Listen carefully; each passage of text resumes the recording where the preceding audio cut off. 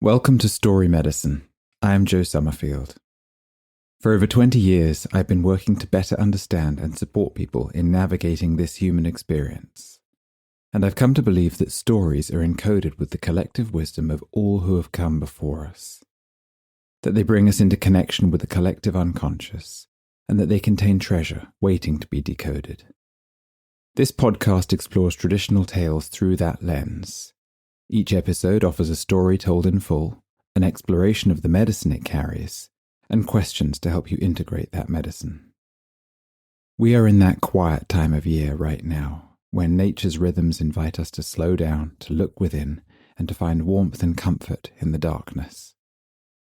This feels like the perfect moment for a story that many of you may already know and love, a familiar favourite as accompaniment to these festive days. So today's story comes from Hans Christian Andersen, first published in 1844.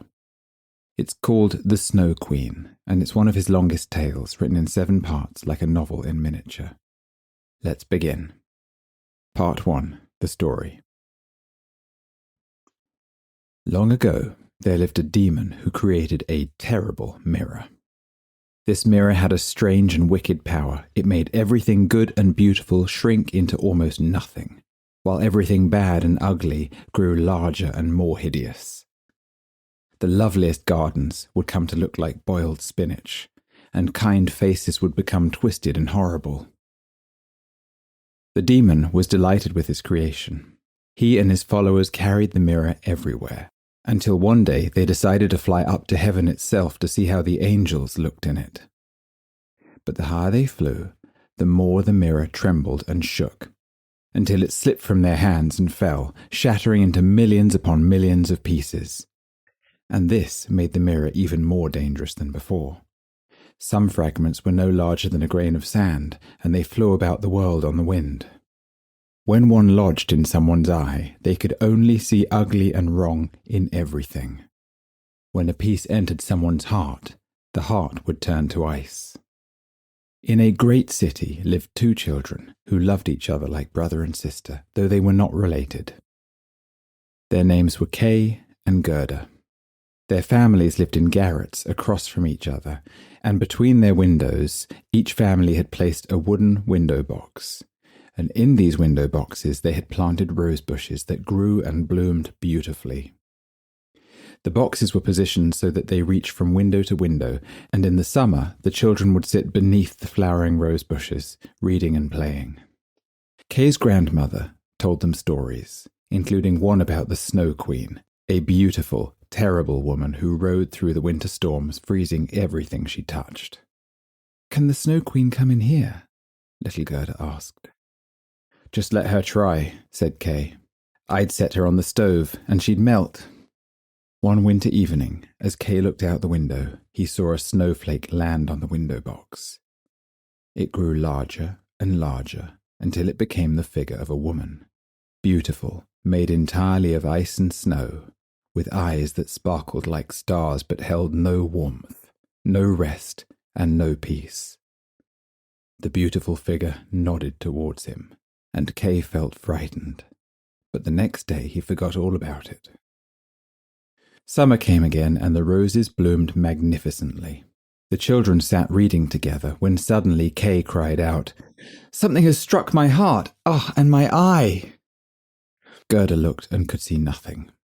What Kay didn't know was that a splinter of that evil mirror had lodged into his eye, and another piece had pierced his heart. Almost immediately he changed.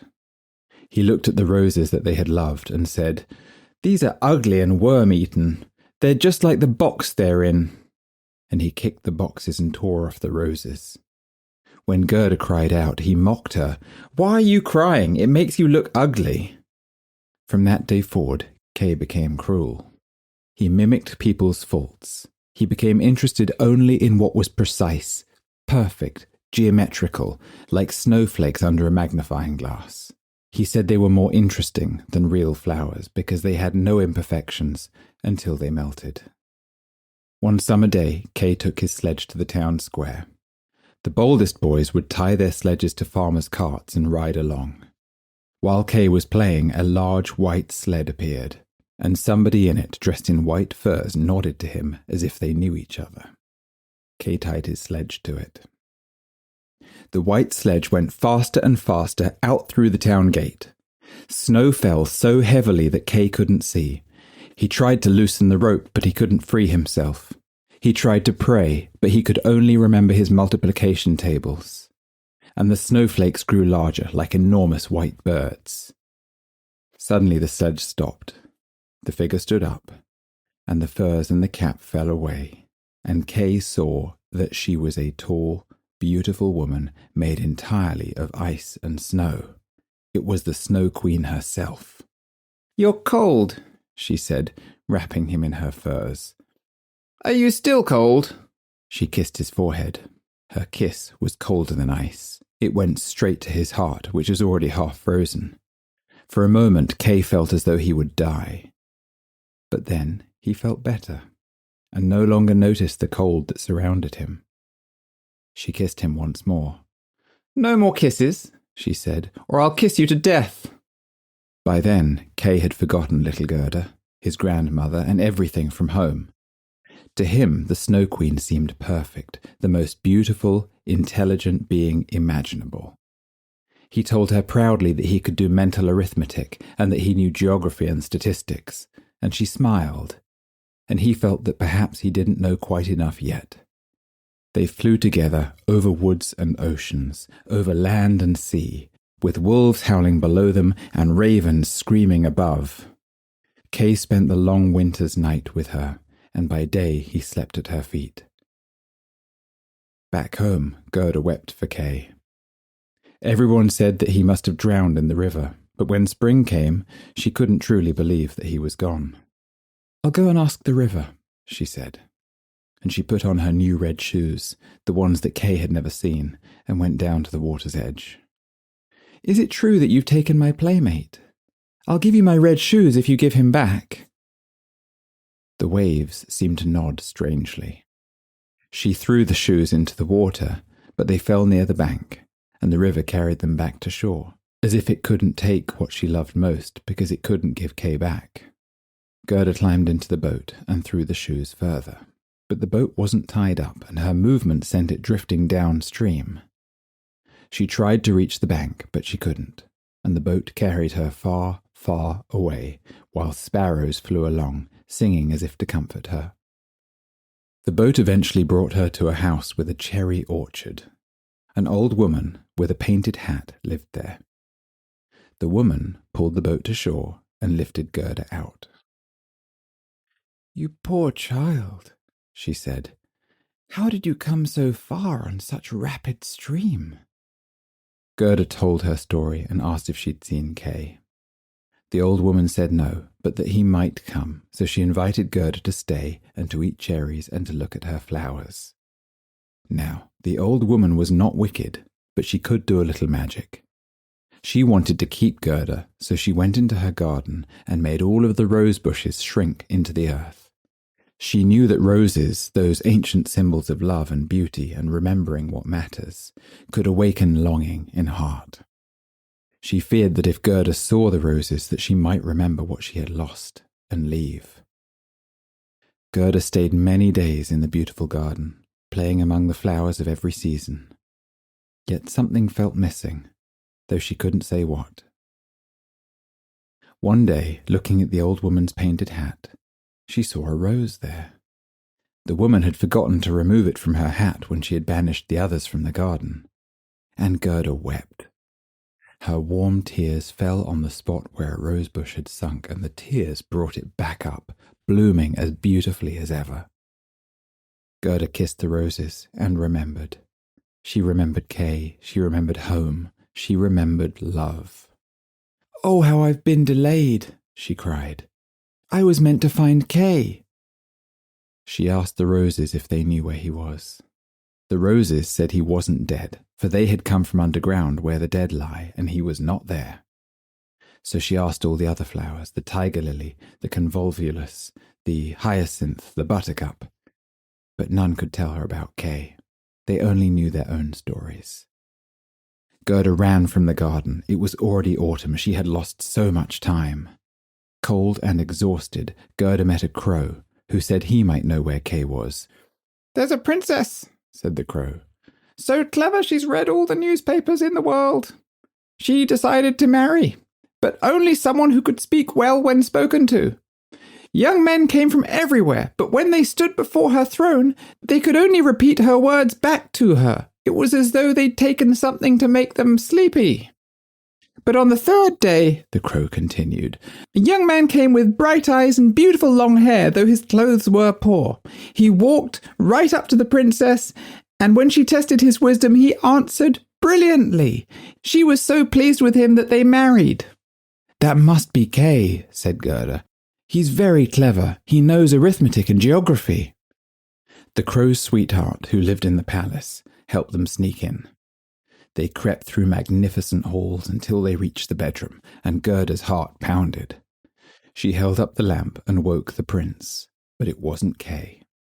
Still, the prince and the princess were kind. They weren't angry. They gave Gerda new clothes, a golden coach with servants, and sent her on her way to continue her search.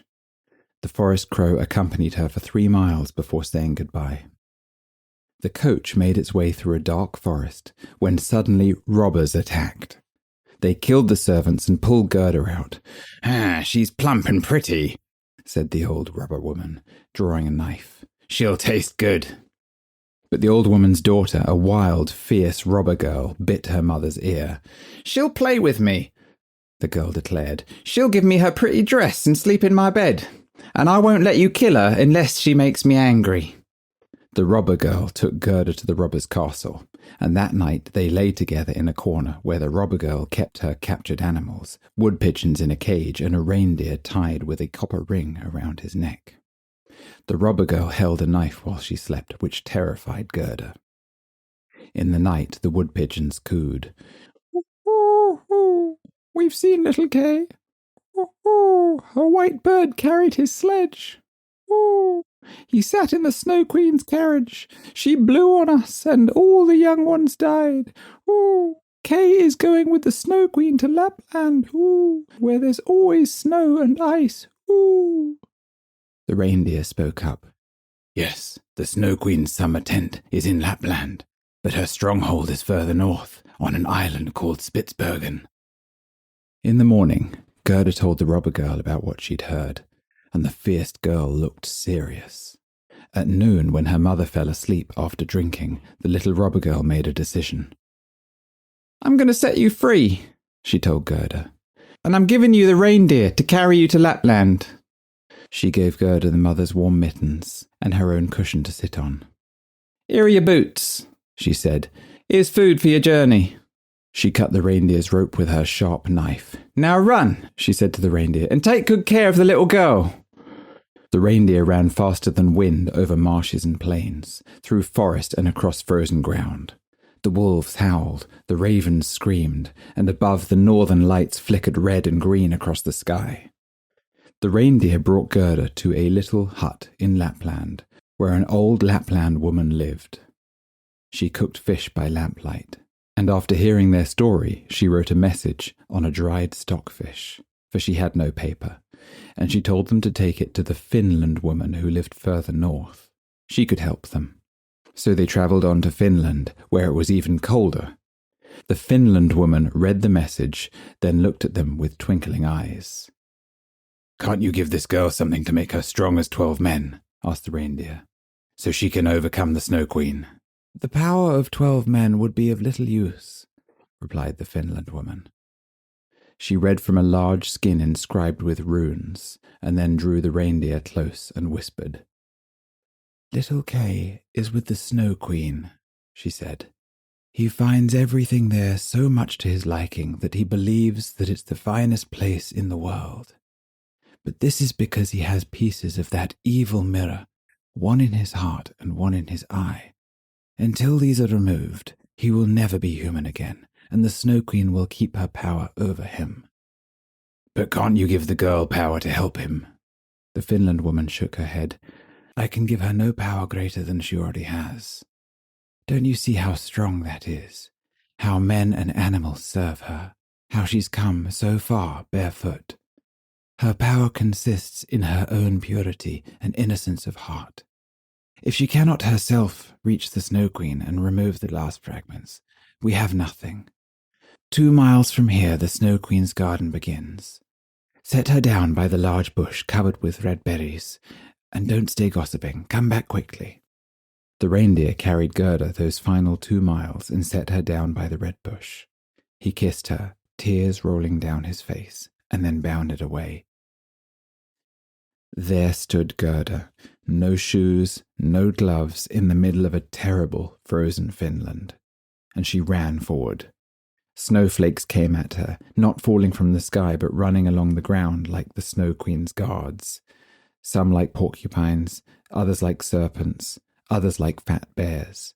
All were alive, all dazzling white, and all terrifying. Gerda stopped and prayed. The cold was so intense, her breath came out like steam. The steam formed little angels who grew larger as they touched the earth. They wore helmets and carried shields. They thrust their spears at the terrible snow creatures, shattering them. The angels stroked Gerda's hands and feet, and she felt the cold less. She hastened towards the Snow Queen's palace. The palace walls were all drifted snow. The doors and the windows were cutting wind. There were more than 100 rooms, all lit by the aurora borealis, all vast and empty, icy and glittering. No amusements, no warmth, no life, just the flickering northern lights and endless cold. In the center of the palace there was a frozen lake broken into thousands of pieces. Each piece so perfect it was like a work of art. The Snow Queen called it the Mirror of Reason. Little Kay sat there, blue with cold, almost black, dragging pieces of ice into patterns. He was trying to spell a word from the ice fragments, the word eternity. The Snow Queen had told him that if he could spell this word, he would be free and have the whole world and a new pair of skates. But he couldn't do it. His heart was a lump of ice and he felt nothing. The Snow Queen had left to fly to warmer lands, to look into the craters of burning mountains and make them white, and Kay sat alone, frozen, arranging the ice. And just then, little Gerda came through the great door. She offered a prayer, and the cutting winds sank as if going to sleep. And then she ran through the vast hall and saw Kay. "Kay, dear little Kay, I found you at last!" She threw her arms around him and held him fast. But he sat quite still, stiff and cold. He didn't recognize her. Gerda wept. Hot tears fell on Kay's chest, and they penetrated to his heart, and they melted the ice. They washed away the glass splinter. Then she sang the song that they had sung under the roses. "Roses bloom and cease to be, but we shall thee, Christ child, see." Kay burst into tears. He wept so much that the splinter of glass washed out of his eye, and he looked at Gerda and finally recognized her. "Gerda, dear little Gerda, where have you been? Where have I been?" And he looked around at the cold, empty palace and clung to her. Their joy was so great that even the pieces of ice that surrounded them began to dance, and when the pieces tired and laid down to rest, they arranged themselves into the very word that Kay had been seeking. Eternity. Gerda kissed Kay's cheeks, and they bloomed pink. She kissed his eyes, and they shone. She kissed his hands and feet, and he became healthy and warm. The Snow Queen could come home whenever she pleased. Kay's freedom stood there written in shining letters of ice. So Kay and Gerda left the palace hand in hand. Where they walked, the wind was still, and the sun broke through. At the bush with red berries, the reindeer waited with a young doe who could give them warm milk. They travelled back through Finland, where the Finland woman warmed them and gave them directions, then on to Lapland, where the Lapland woman had made them new clothes. The reindeer ran beside them until they reached the boundary, where green leaves were budding. There they met the robber girl, now grown, riding on horseback with pistols in her belt. "You're a fine fellow to go gadding about," she said to Kay, "making everyone search for you." But she was glad to see them. She told them that the prince and the princess had gone off travelling and that the crow had died. Then she rode off into the wide world. Kay and Gerda walked hand in hand toward home. Spring appeared around them with the green leaves and beautiful flowers. They recognized the tall church steeples of their city, and they climbed the stairs to their grandmother's door. Everything looked just as it had, the old clock ticking, the roses blooming outside the window. But when Kay and Gerda sat in their little chairs, they realized that something had changed. They had become grown up. They were man and woman now. Yet they were children at heart still. The grandmother read to them from the Bible. "Except ye become as little children, ye shall in no wise enter into the kingdom of God." Kay and Gerda looked into each other's eyes and understood the old song at last. "Roses bloom and cease to be, but we shall thee, Christ child, see." And they sat there, grown up, yet children at heart. And it was summer, warm, beautiful summer. Part 2. The Medicine. So let's explore the medicine that this story may be offering us. This story explores how human hearts can freeze, what it costs when they do, and how we might bring warmth back. Before we go any deeper, if you know anyone who might appreciate this story or its medicine right now, then please share this episode with them. And if you're enjoying the podcast and would like to help others find it too, please consider subscribing and leaving a review. Thank you. First, we need to understand the demon and the mirror. The demon here isn't simply evil for evil's sake. In the language of the psyche, this demon might represent the spirit of fear, fear that can possess any of us. And perhaps that fear is trying to protect us by changing how we see. The mirror it creates doesn't just add ugliness, it distorts all perception. Everything good and beautiful shrinks into nothing. Everything flawed and ugly magnifies. Now notice what happens when the demon tries to fly this mirror up into heaven, symbolic of the divine. The mirror can't make it to higher realms. It trembles and shakes and shatters.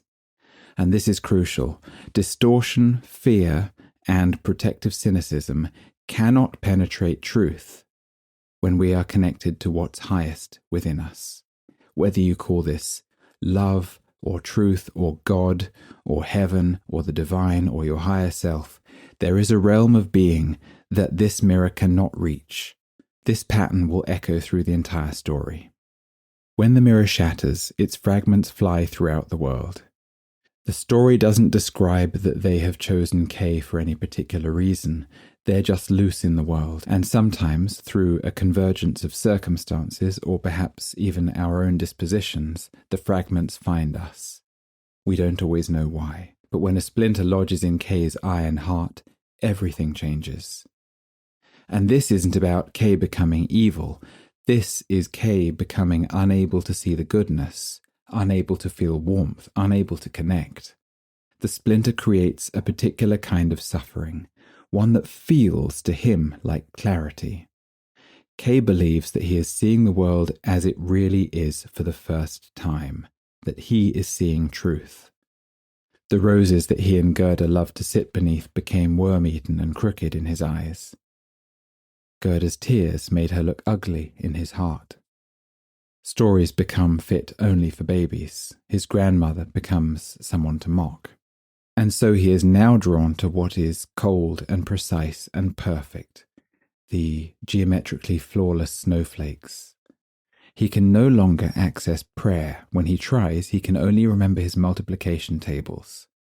When he lost the capacity for warmth and love, he became cut off from the divine, able only to access cold logic and calculation. The Snow Queen herself represents this pattern taken to its endpoint.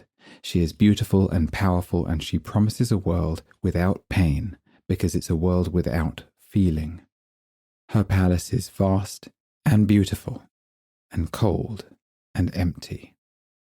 Everything there is ice and geometry, perfect and unchanging. No mess, no vulnerability, no demands on the heart. And at its center is the mirror of reason. Reason disconnected from love. Intellect severed from heart. Kay sits trying to spell the word eternity from ice fragments. And this is beautiful symbolism. The Snow Queen has clearly set him an impossible task. And what she knows is that eternity cannot be apprehended through cold perfection. Eternity only exists through love. She's trapped him in a puzzle that his frozen state makes unsolvable.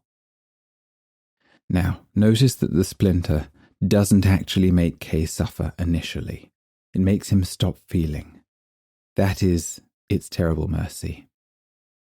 When the Snow Queen kisses him, her kiss is colder than ice, and for a moment he feels he'll die. And then he feels fine, and no longer notices the cold at all. And so he forgets everyone who loved him. He feels nothing, and in some terrible way, this is a relief. Now, perhaps this story can be understood in two ways, and both are true. We could read it as a story of two people, Kay, whose heart has become frozen, and Gerda, who refuses to abandon him. But it can also be understood as a story of parts within one person. Kay represents the intellect, disconnected from warmth and love, and Gerda represents the heart that refuses to give up on wholeness. In this case, the entire journey becomes about the integration of these severed parts, the frozen mind and the warm heart that must reunite.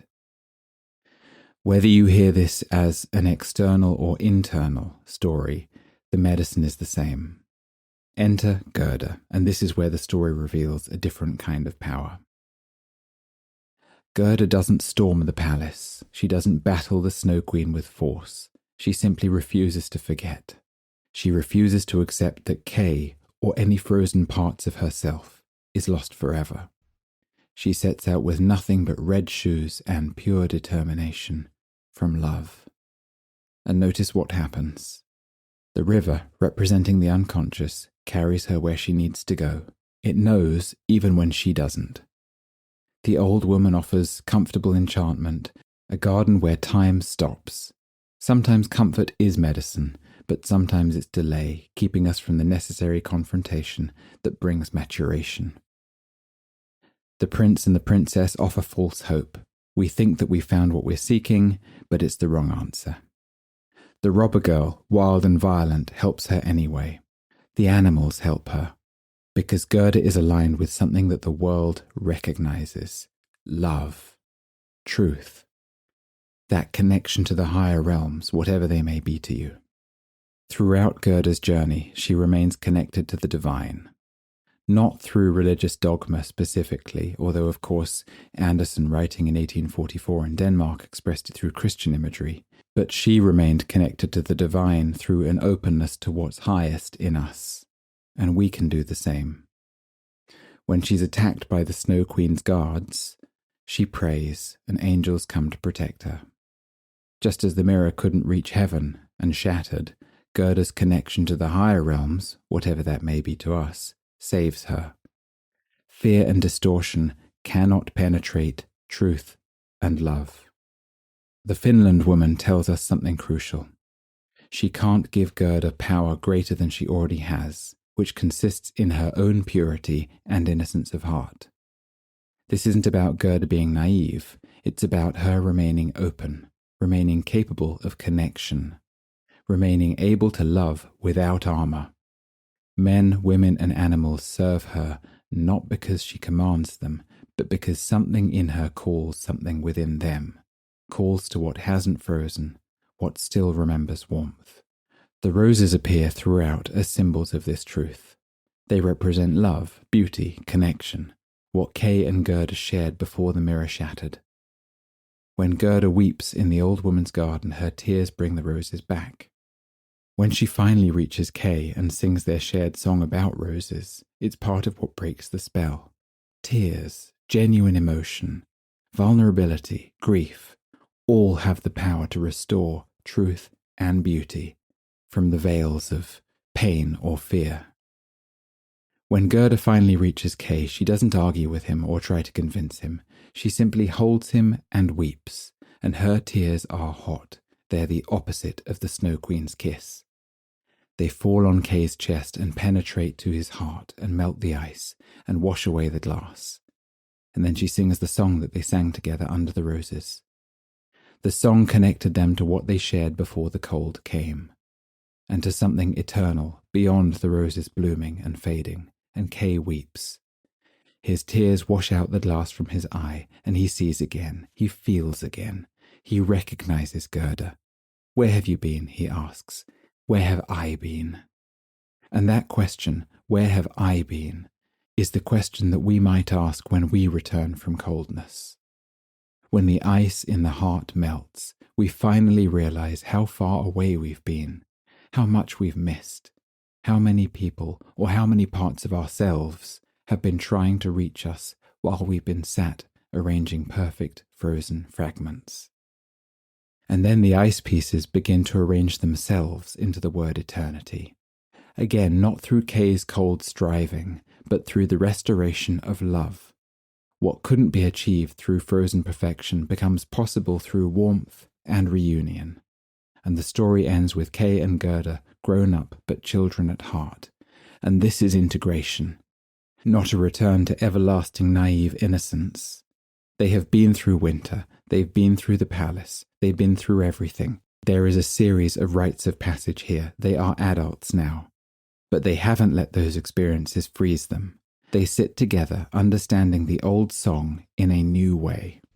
They have reached what the story has been pointing toward all along, the reunion of intellect and heart, of reason and love, the frozen and the warm parts becoming whole.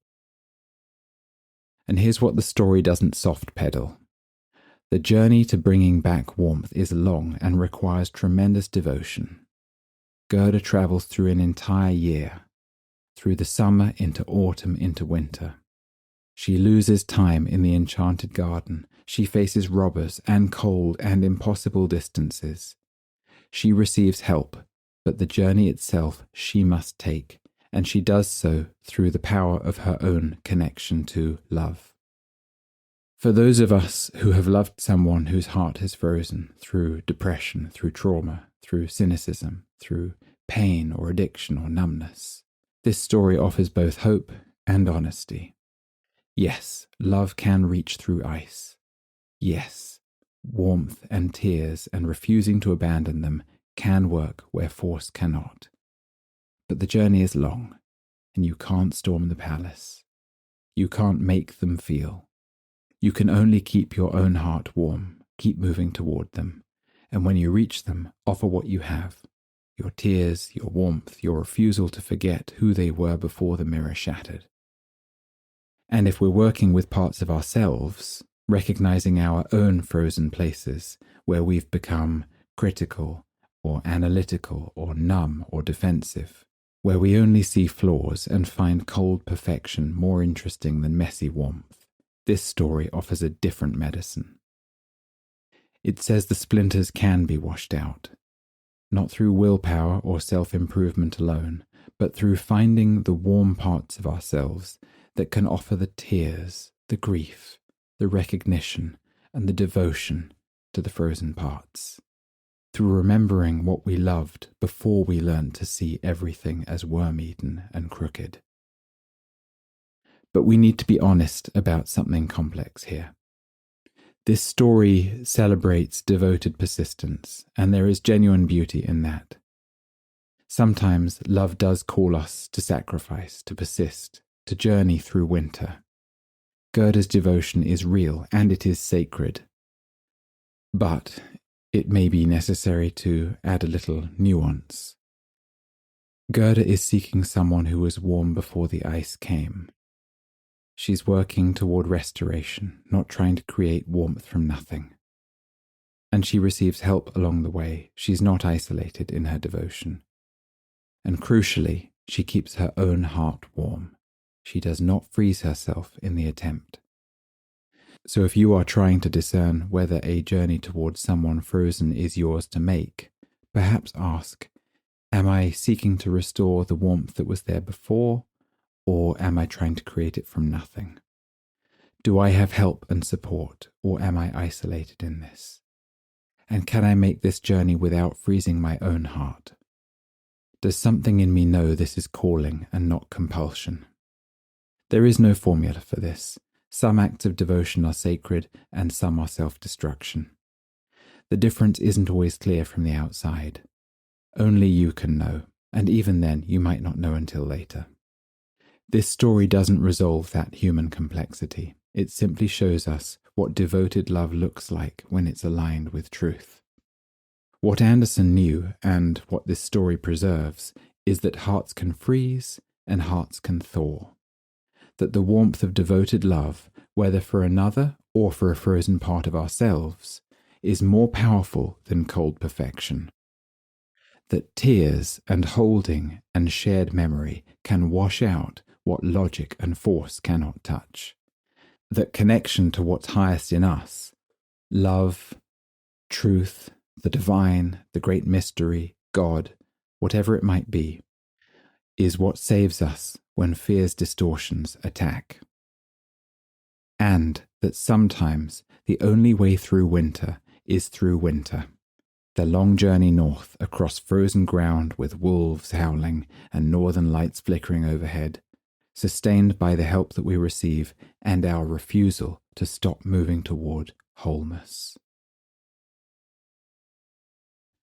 Part 3.